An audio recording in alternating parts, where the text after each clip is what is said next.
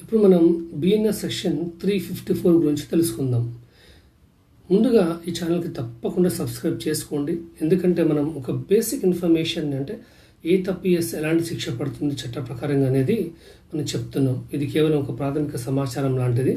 అయితే ఈ BNS section 354 ఏంటంటే దైవ సంబంధమైనటువంటి కార్యాల గురించి ఈ సెక్షన్ తెలియజేస్తుంది. అంటే ఎవరైనా ఒక వ్యక్తి అవతల వ్యక్తిని తాను చెప్పిన పని చేయకపోతే పాపం తాకుతుందని చెప్పేసి భయపెట్టడము, లేకపోతే దైవ సంబంధమైన ఒక అపచారం జరుగుతుందని చెప్పేసి అతనిలో భయభ్రాంతులకు గురి చేసి, అంటే చట్టపరంగా చేయలేని పనులు కూడా అతనితోని దైవం పేరుతో కనుక చేయించుకుంటే దేవుడి పేరు చెప్పి భయపెట్టి భయభ్రాంతులకు గురి చేసి అతని యొక్క మానసిక స్థితిని కంట్రోల్ చేయడానికి ప్రయత్నం చేసి భయభ్రాంతికి గురి చేస్తే మాత్రం ఈ 354 సెక్షన్ ప్రకారంగా కేసు ఫైల్ చేస్తారు.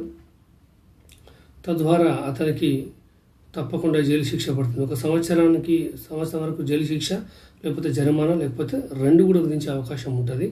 ఎందుకంటే చాలామంది ఈ ముఖ్యంగా చూస్తుంటాం కొన్ని మతాలలో, ఇక నువ్వు ఏం లేదు, ఇక మార్నింగ్ నుంచి లేస్తే నువ్వు పాపివి అని చెప్పేసి వాడు మంచోడనే సరే వాడిని పాపాత్మలాగా చిత్రీకరించేస్తారు.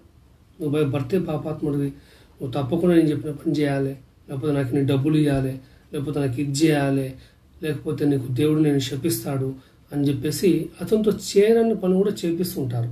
సో అటువంటి సందర్భాలలో ఈ బిఎన్ఎస్ సెక్షన్ 354 కింద కేసు ఫైల్ చేసి వాళ్ళపైన సరైన చర్య తీసుకోవడం అనేది జరుగుతుంది.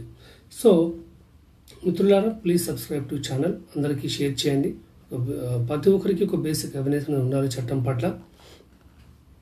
సో చెప్పాను కదా, ఒక వ్యక్తి ఇంకొక వ్యక్తిని దేవుడి పేరు చెప్పేసి అవతల వ్యక్తి పైన ఒత్తిడి తీసుకురావడము, చేయలేని పనులు చేయించడము, ఓకే, ఈ విధంగా చేస్తే మాత్రం శిక్షార్హులు అవుతారు.